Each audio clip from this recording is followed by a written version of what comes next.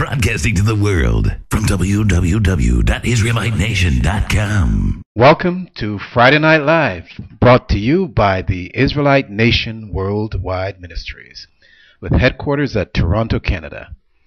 On behalf of our Elder Shadrach and the Supreme Council, we bring you special greetings in the name of our Father, the God of our forefathers, the God of Abraham, the God of Isaac, and the God of Jacob, the only God of truth according to the Holy Bible. My name is Michael Hinds, and with me is Avery McNeil. Good evening and welcome to Friday Night Live. And good evening again, ladies and gentlemen. This broadcast comes to you live from Atlanta, Georgia. Friday Night Live is uniquely dedicated to the power and the praises and the glory of the Most High God of Israel, the same God who created the heavens and the earth, and formed the spirit of man within him, and chose the Israelite nation for his holy servant, and made an everlasting covenant with us so that we may be his witnesses in the earth. A people now living in captivity and bondage in this new Egypt, beginning at Jamestown, Virginia, about the year 1619. Friday Night Live is presented as a testament to the resurrection of the Israelite nation. Before we begin, let us express that this following presentation is for educational purposes only. It was prepared primarily for the healing of the children of slavery, their friends, and supporters. This presentation stands on the precepts and principles of the 1611 English publication of our Israelite Holy Scriptures, and it builds on the secrets of the old Negro spirituals, addressing the unique history and culture of the Israelite nation, God's chosen people. Moreover, this presentation may contain explicit content that could be considered unpleasant. For example, the physical and spiritual enslavement of the children of Israel. We are proud as Israelites to distinguish ourselves by following the instructions of our forefathers, and we place very high value on the obedience to the wisdom of our Israelite prophets, our elders, and our priests, because to obey is to learn and to grow, but to disobey is to sow the seeds of our own disobedience, shame, and poverty. Personal discretion is advised. All right. We'd like to welcome once again, and good evening. Welcome to Friday Night Live. We would like to encourage our listening audience to continue to send out our emails. You can email us with your questions at atlanta@israelitenation.com. That's atlanta@israelitenation.com. If you have questions about previous broadcasts or questions in general, once again, you may email us at atlanta@israelitenation.com. As we like to say, it's always good when you have a biblical reference to go along with your questions. You may also listen to previous shows by visiting us at israelitenation.com. That's israelitenation.com. And for our Facebook friends, you can visit us by typing Friday Night Live. No space between the words Friday night. I do understand that we are experiencing some technical difficulties, so please bear with us as our engineers try to alleviate the problem. Okay. Well, tonight we are going to get right to it. We have a lot to discuss tonight, and I hope you can hear us well, because it's a little difficult when we have all of these issues to contend with and still try to focus on the subject at hand. Tonight our subject has to do with the fear of God.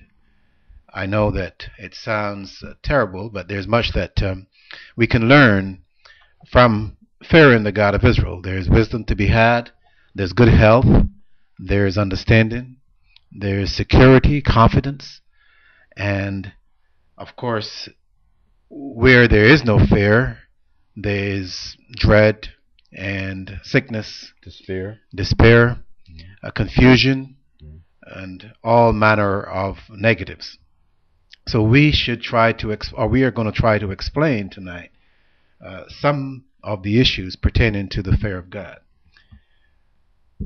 When I started to reflect on this matter, one of the most alarming facts that came to me was the fact that in our Western society, our European-dominated world in which we live, there is the lack of the fear of God. We see it all the time. And we see it in places where most people will not even recognize it because it seems so normal to be disrespectful or rude or vain or arrogant or all the above. Our society, this Western society, is dominated by electrical toys. So it is easy for individuals to play God rather than to fear Him. Anyone with a little money, for example, and a few trinkets, possessing the right amount of bleenage, would find it easy to pretend to be a god. So why fear God when you can play God? Also, in these tough economic times, just about everyone... I'm so sorry that we're having all these technical difficulties, so let's get right into it. Tonight we're trying to get the message across concerning the fear of God, or in the case of this Western world, the lack of the fear of God. And we're trying to express to our citizens that this is a deep concern that we need to arrest and fix, because, as we were saying earlier before we went off the air, there's much writing on the lack of fear of God of Israel. We had expressed earlier that in our society, because everyone is focused on the material things, that they seem to be putting the spiritual aspect on the back burner. But we would like to suggest the other way around, because the spiritual component is 66%, 67% almost. And chances are, if you are fine spiritually, the rest of you, or the rest of the human individual, would be pretty good. But if you're fine physically and you've neglected the spiritual component, chances are that you're still sick. And I think, just to add on that, it's the spirit drives the behavior. So, if you look at the behavior, you study the behavior in individuals, you really have to look at the spirit, because that's what the spirit does. It influences behavior. Correct. Now, we asked the question, why, even in today's tough economic time, with all the personal and corporate insecurity that we find, why is there still no fear of God? We ask another question. Could it be that there is really little or no knowledge of the one true God who created the heavens and the earth? Could we all blame it on ignorance? Mm-hmm. And if we are blaming ignorance as the dominant trait in this Western world, then why is this the case? How come ignorance is so powerful in this society? Could it be that we live in darkness because the light, or the bearer of the light, has been trampled upon? And who is this light bearer anyway? Mm-hmm. Now, we took a look at the historical component because we always wanted to go back and see the family history, as it were, concerning the sickness that we find ourselves in today as a society. And we noticed that historically there's a period called the Dark Ages, and that began in Europe about the late 4th century or early 5th century. We also found that it began, this Dark Age, right after the invention of Christianity. Now, I'm not trying to pick at anyone, but Christianity was invented by the Romans in the early 4th century, 325 AD. And we noticed that shortly thereafter, the entire Roman Empire collapsed. Mm-hmm. There was total chaos, politically, economically, every which way. Mm-hmm. And Europe went into the Dark Ages. Mm-hmm. So this Dark Ages, then, is a stage or period or era where there was a lot of ignorance.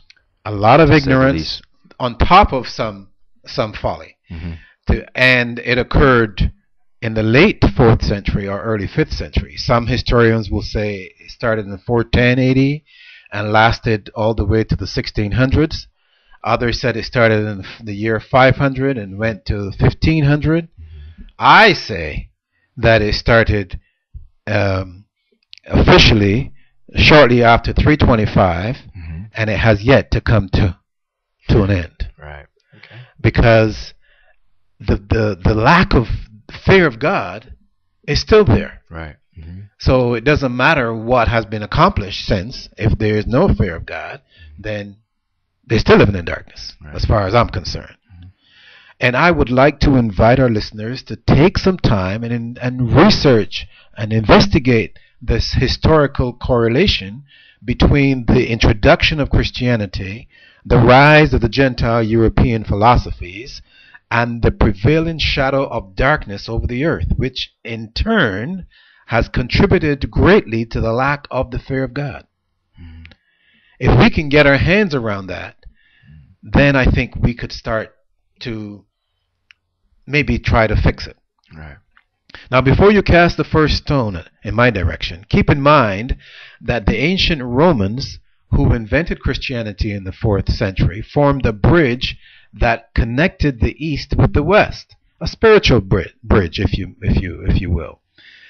Historians may debate the power of the Roman Empire, but when it was seen from our vantage point, from a much higher level, all that we see is a small bridge made of poor quality rope, connecting Assyria to America by way of Rome and London.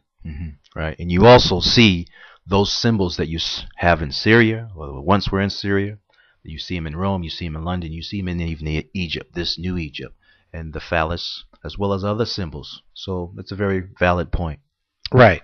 And with the symbols comes the behavior that is necessary to maintain the spirit that is associated with those symbols. And as I stated earlier, it's the spirit that drives the behavior.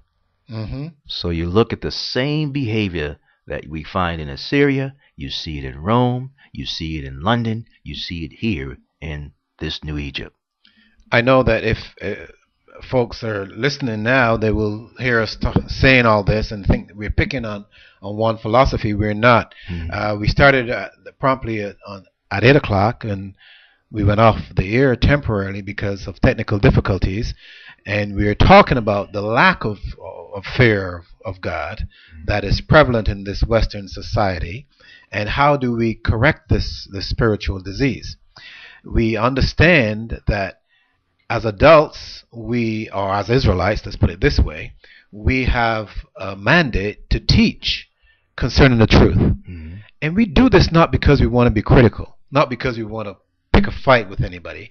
We do this because it's our mandate to tell the truth.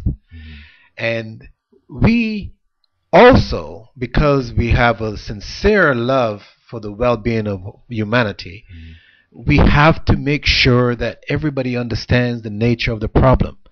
As we were saying earlier, if you have a disease, if you have the flu, you go to the doctor, he or she should ask you probing questions concerning your behavior, concerning what you're eating or not eating, or sleeping or not sleeping, or whatever, who you've been associated with, so that they could get to the proper diagnosis in order to give you the proper prescription.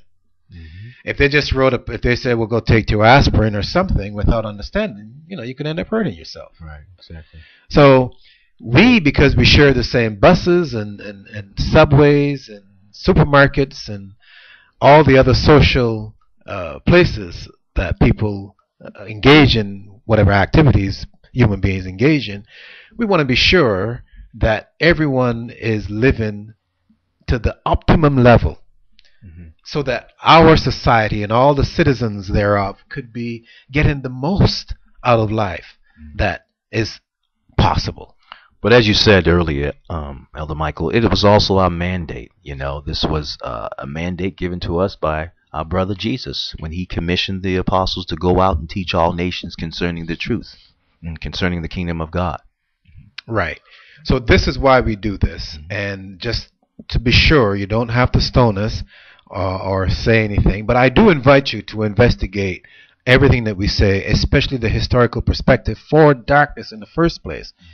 Any historian worth his salt or her salt would be able to express to some degree the origin of the Dark Ages and why this is so significant, because I do believe, because I'm looking at it from a spiritual angle, that this has a great impact on what we are experiencing today as a people, meaning living in the Western society. Now, these Romans who ushered in, or the end of their term, if you will, they ushered in the Dark Ages. They had an opportunity to access the light of the Israelite at Jerusalem. They had that opportunity both during and after the time of Jesus. Mm-hmm. And except for Cornelius and his family, Acts 10, they chose to reject the light of the truth in favor of the darkness of the lie. Mm-hmm. And that's how come we have, or we've experienced this period of darkness that has lasted so long, from 325 AD to the present. You know, I was just thinking that. I was thinking how, you know, the doctrine went into Europe via our brother Paul, and he gave the message, and, you know, as well as some of our other apostles, and they killed him. Yes. And as a result, look what happened. You had this period, as you say, or some historians say, lasted for some 800 years, and some people could argue that it's still here today. I'm arguing. I'm saying. I'm not even arguing. I'm telling everybody that it's still, since 325 AD to 2011. Look around you, and I'm going into 2012. There's total confusion economically, total confusion politically, total confusion spiritually, total confusion socially. I mean, you can go on and on. Right. You don't need me to tell you. Just turn on the TV, turn on any of the channels on television. Everybody is talking, nobody's listening. Right. Now, the Romans had great influence over Jerusalem back in the day, but they chose the path of the lie, as we said, instead of the doctrine of the Israelite, which is the truth. Then in the 4th century, they used that same power of darkness to establish Christianity. These facts must be known. They must be told. They must be investigated and researched. They must be analyzed so that we can come to an understanding as why there is no fear of God today. This is the same reason why your pastor must lie to you every Sunday. And if you don't believe what I'm telling you, ask him who started Christianity. And he will tell you, I'm sure without a shadow of a doubt, 99.9% of all the pastors would tell you, Jesus is the one that established Christianity. That's a lie. Unless, of course, and you know, I'm not a Christian, and I'm looking at this from a historical perspective. I'm not picking on anybody. I'm looking at historical facts. Unless, of course, there was a man, a Roman named Jesus in the 4th century that was sitting there 325 with Emperor Constantine when they established Christianity. These same Romans, of course, were the ones that killed Jesus, our Israelite prince. They also used the same sword that they stabbed into Jesus' side and established Christianity. In addition, they forced the children of slavery to submit to their pagan philosophy using the same sword. Now we have the children of slavery singing Christmas songs just like the Roman descendants. How sad is that? Yes. Is the Israelite nation the only ones that can see this? Why is death and darkness celebrated and the living God that created the sun and the moon ignored? How can you kill the Messiah, burn down his temple at Jerusalem, enslave his family in America, and make a public mockery pretending to celebrate his birth at the most unpleasant time of the year, the time of death and darkness? Exactly. Do these people have no fear of God? You know, well, it's so interesting you say that, because the opposite of the fear of God is vanity and lies. Yes. And so this is what you see in replace from the time that they kill our prophets, including our minister Paul and our apostles. So you see vanities and lies, and this is the trait of the Gentile. Right. Again, we must ask, who is the light bearer today? Of all the people on earth, which nation is still living in captivity and bondage? Which people continue to struggle with its identity and responsibility? Can you identify the despised people of the world, the laughing stock, the ones who everyone loves to trample upon. Now can you see why the knowledge of the one true God is hidden? Can you see why the darkness is so dominant in our society? Why Christmas is everywhere and Passover is not known? Right. Every other nation has taught or is teaching, yet the word of God is not known. Right. How can this be? What the heck are they teaching? How can you teach when the Creator who said, "Let there be light," from the very beginning, is the one that initiated the first lesson? That's right. What else is there to teach? If you can't teach something radiating from that light, who is your teacher? Yeah, who's in control of you? And this is the question. This is not a question to be answered, but a question to be pondered. This is where the Israelite nation comes to the forefront. A nation within a nation, carrying the torch of truth all the way from Toronto, Canada. This is the light that we're talking about. This light is the name of our Father, the God of Abraham, the God of Isaac, and the God of Jacob. This is the same light that was from the beginning, as we said earlier, that was offered to Moses, that led our forefathers in the wilderness, that sat in the temple at Jerusalem, that Christ Jesus himself revealed and Stephen confirmed despite their false witnesses that were brought to bear against them. This light offers peace. It offers love. It offers truth. It offers prosperity. And it will even bless you with power. For there is no greater power than knowing our purpose in life. As we have proven time and time again, only through the eyes of the Israelite nation is the wisdom of God and the magnificence of his excellence accurately revealed.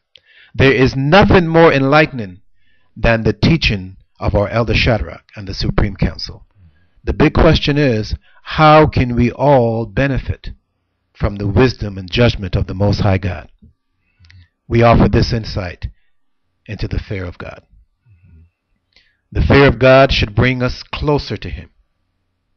The fear of God should create in us a sense of awe, respect, obedience, and even a healthy dose of intimidation, even as a child to his father. The fear of God should govern our behavior so that we should not want to do anything contrary that would invoke his wrath. The fear of God should cause us to worship him in spirit and in truth. The fear of God should guide us to his pillar of truth located at Toronto, Canada. The fear of God should cause us to flee all the man-made philosophies, including Christianity, Judaism, Freemasonry, Islam, etc., and to seek the truth according to the Bible. I think we'll pause here for a Yes, we would like to encourage our listening audience to continue to send in your questions. If you have questions about previous broadcasts or questions in general, you can email us at atlanta@israelitenation.com. That's atlanta@israelitenation.com. It is always good when you have a biblical reference to go along with your questions. You may also listen to previous shows by visiting us at israelitenation.com. That's israelitenation.com. And for our Facebook friends, you can visit us by typing Friday Night Live, no space between the words Friday and night. If you just joined us, please forgive us that we had technical difficulty, but the topic for tonight is the fear of God. The fear of God indeed. And this is, I believe, in my humble opinion, the cure for most, if not all, of the ailments of our society. And I know we haven't really delved into the scriptures yet, but the fear of God is essentially the understanding of our unique relationship between the Creator and ourselves. That's what it is, and our role and responsibility within that relationship.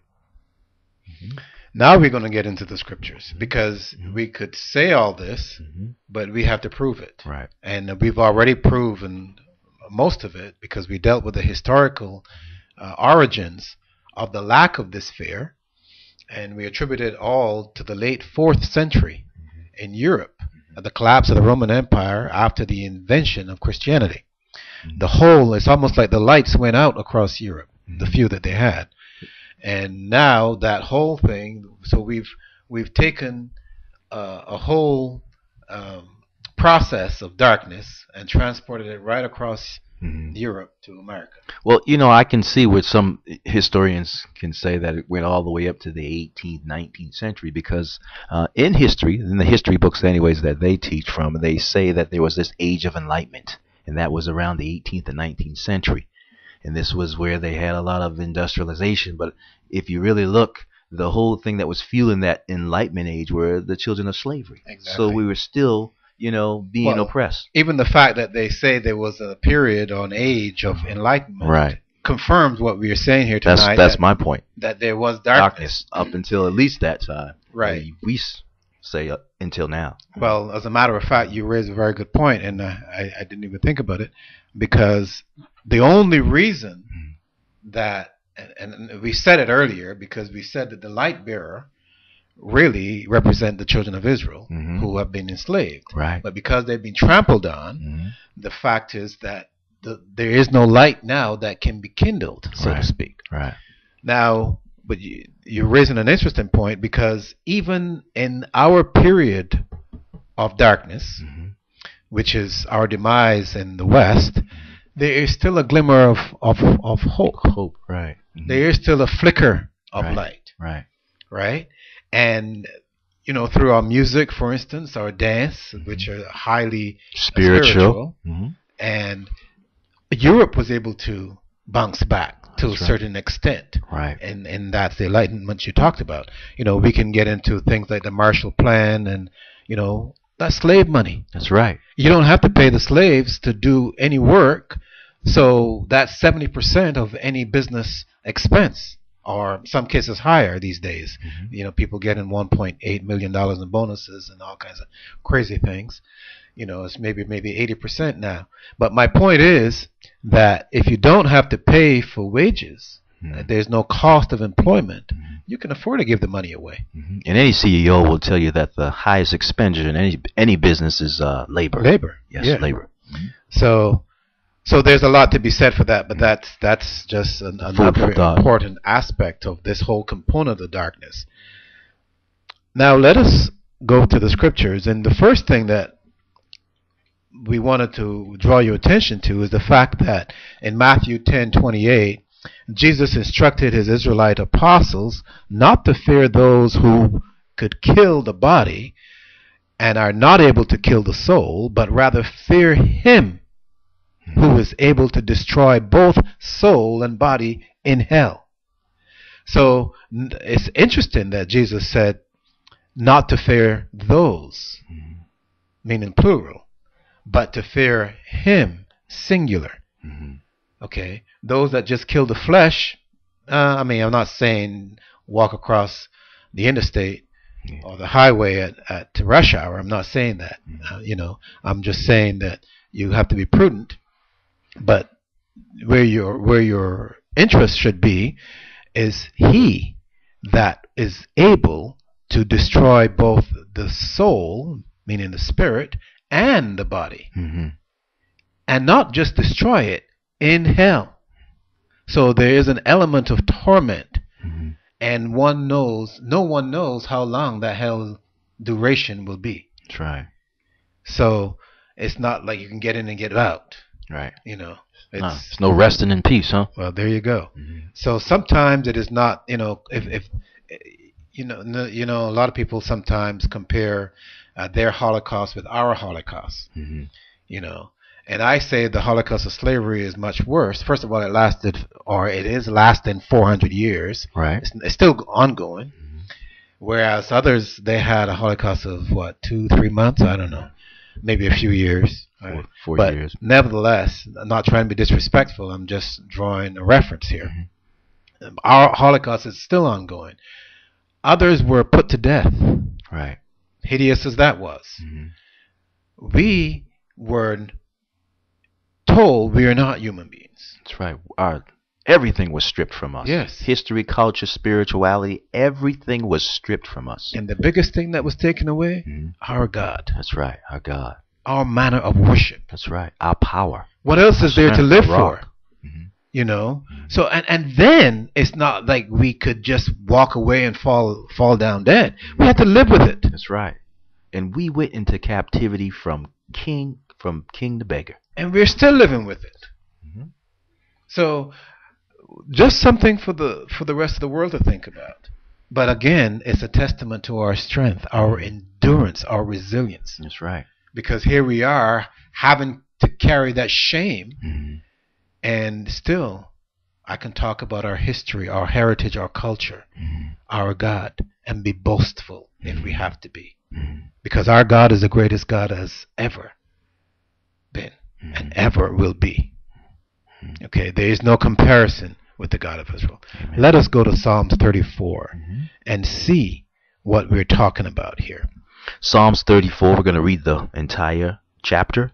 And it reads, I will bless the Lord at all times. His praise shall continually be in my mouth. My soul shall make her boast in the Lord. That's what I'm talking about. The humble shall hear thereof and be glad. O magnify the Lord with me, and let us exalt his name together. I sought the Lord, and he heard me, and delivered me from all my fears. They looked unto him, and were enlightened, and their faces were not ashamed. This poor man cried, and the Lord heard him, and saved him out of all his troubles. The angel of the Lord encampeth round about them that fear him, and delivereth them. O taste and see that the Lord is good. Blessed is the man that trusteth in him. O fear the Lord, ye his saints, for there is no want to them that fear him. The young lions do lack and suffer hunger, but they that seek the Lord shall not want any good thing. Come, ye children, hearken unto me. I will teach you the fear of the Lord. Now, this is what I'm talking about right here. See, and just to let you know, ladies and gentlemen, we are going to continue this broadcast, this subject matter rather, next week, because the major part of it was lost, so we'll have to redo the whole thing, or most of it anyway. But Psalms 34, it's a psalm of exaltation to the Most High God of Israel. This is an Israelite cultural perspective at its best. This is what we do best. We glorify our Father. I will bless the Lord. I will glorify the Lord at all times. His praise, there is no lack of fear. There is a lot of fear in us here, as you can see being expressed. His praise shall continually be in my mouth. This is an Israelite glorifying the God of Israel. My soul shall make her boast in the Lord. The humble shall hear, not the rich. The humble. It could be rich, but he's humble. Right. Okay? Magnify the Lord with me, and let us exalt his name together. It says, I sought the Lord, because this is the writer, and it says here, they, the ones that joined with him, in verse 5, looked unto him, and were lightened. You see the difference? There is no darkness where the God of Israel is concerned. Right. They were lightened. What does that mean? Well, I think of Moses when he came down. Yes. He was lightened as well. His face shone. Yes. They were enlightened. They were educated. They were informed. They had wisdom. They had understanding. They could reflect on some of the most advanced, some of the highest intricate details of creation, of life. Right? They were not ashamed. That's confidence. Right? The poor man cried, and the Lord heard him and saved him out of all his troubles. This is why you praise and glorify him. But then it says the angel of the Lord encampeth round about them that fear him. So there's that protection, and if necessary, fight for them, for the righteous, for the humble. This is what I'm talking about. It said, take a look, investigate, seek, and see that God is good. Blessed is the man that trusteth in him. That is what we're talking about. The fear of the Lord is a trust. That's right. The God of Israel. It says, "Oh, fear the Lord, ye his saints." Now we're qualifying the Israelite here. Okay? For there is no want to them that fear him. A lot of people say the laws are done away with and they don't have to do this and do that and everything else. But if the laws are done away with, why are we dying? That's right. Didn't God say from the beginning that if you don't do what I tell you, you shall surely die? Well, how come we age and how come we don't look? How come we don't live? Most of us don't live 70 years. Furthermore, 700. Some of us look 70 though. Yeah, even when we should be 40, we do look. Some of us do look like that. Why? Because there is no fear. That's right. So all I'm asking, if you want to live, if you're supposed to live 70, why not have a full life of enjoyment and goodness? Let us continue. We are on verse 12, and it reads, "What man is he that desireth life, not a lifestyle, but life, and loveth many days that he may see good? Keep thy tongue from evil, and thy lips from speaking guile. Depart from evil and do good. Seek peace and pursue it. The eyes of the Lord upon the righteous, and his ears are open unto their cry. The face of the Lord is against them that do evil, to cut off the remembrance of them from the earth. The righteous cry, and the Lord heareth, and delivereth them out of all their troubles. The Lord is nigh unto them that are of a broken heart, and saveth such as be of a contrite spirit. Many are the afflictions of the righteous, but the Lord delivereth him out of them all. He keepeth all his bones, not one of them is broken. Evil shall slay the wicked, and they that hate the righteous shall be desolate. The Lord redeemeth the soul of his servants, and none of them that trust in him shall be desolate." Amen. This is exactly what we're talking about. From verse 12, you could see, because he said, "Come, ye children," in verse 11, "hearken unto me. Listen, I will teach you the fear of the Lord." Now he goes into details, and he has given us some pointers as to how we do this. He says, what man is there that desireth life, that wants to live, okay, and loveth many days, not just a few days. This is exactly what I was talking about earlier, about the laws. That's right. Okay, that he may see good. He said, keep your tongue from evil, okay, and thy lips from speaking guile. In other words, come out of the darkness into the light. That's right. Because that was the first command. Let there be light. Depart from evil, do good, seek peace, pursue it. The eyes of the Lord are upon the righteous, not the wicked. So all of this fits in nicely because we talked about the dark ages. We talk about its origin. We talk about where it started, how it happened. Now, if you want to enjoy this life that is being offered, if you want the benefits of the fear of the Lord, this is what you have to do. But how are you going to do this? Somebody's got to teach you. Since 325 AD and even before, there has been darkness. I mean, there was darkness before, but it's gross darkness now. That's right. Somebody has to reverse that process, if it can be reversed. Maybe it can't be reversed. But if we can pull you out of it, I think it is worth the effort. That's right. Because there are a lot of good people in this world.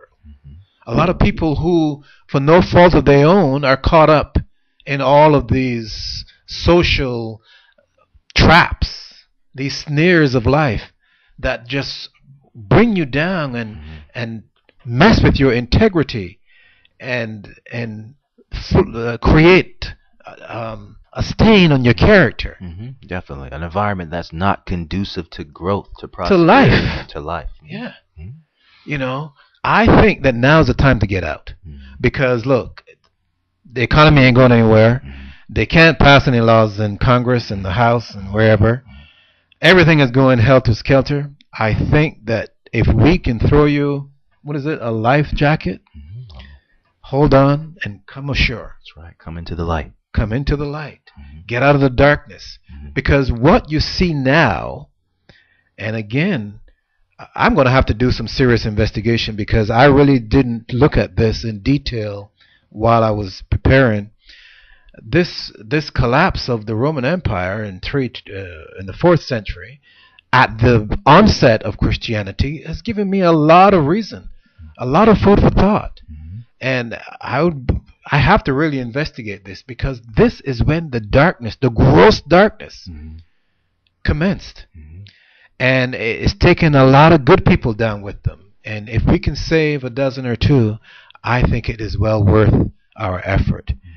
I think that everyone should get pen and paper and go on the internet or wherever you go to the library and investigate this and see exactly what happened in Europe at the demise of the Roman Empire and the invention of Christianity, and also look at what happened with the Nazarenes in North Africa. That was the last remnant of the Israelites, if you will, that were doing what was right in the sight of God.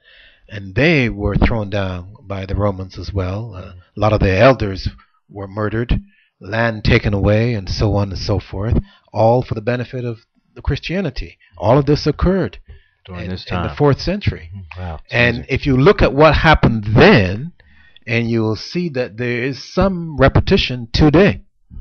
The same political chaos, the same economic chaos, the same social degradation. I mean, the character of the individual is taking a dive that I don't even know if we can salvage any of these people. But I think that the young people, those under 14, if you will, or 14 and under, need to find role models. And I think that, maybe we can do our part to sow some seeds for that endeavor. I think it's well said. Our young folks are our future. They have invested so much, so much into this country in terms of, believing, not just the country and, just the values that have been passed down to them. So they're our future. So they have a lot invested, and I think it's worth the effort. Well, this is what the subject matter, the fear of God, or the lack thereof, is all about, to bring an awareness to this critical spiritual illness that needs to be reversed or needs to be arrested and fixed. And the only way that we could do that is to shed light on what occurred, when it happened, how it happened, and the ramifications thereof, so that we could create an informed audience, and they themselves can go about making the correction. Okay, I just wanted to go ahead again and let you know, encourage our listening audience, if you have any questions about previous broadcasts or even this broadcast in itself, you can email us at atlanta@israelitenation.com. That's atlanta@israelitenation.com. You may also listen to previous shows by visiting us at israelitenation.com. That's israelitenation.com. And for our Facebook friends and family, you can visit us by typing Friday Night Live. There's no space between the words Friday and night. And okay, ladies and gentlemen, we want to wish you a good night. I'm sorry that we had to give you an abbreviated version, but let's consider this an introduction. And next week we'll pick up the subject matter again and give the full discourse. Until then, have a good night, and thank you for listening.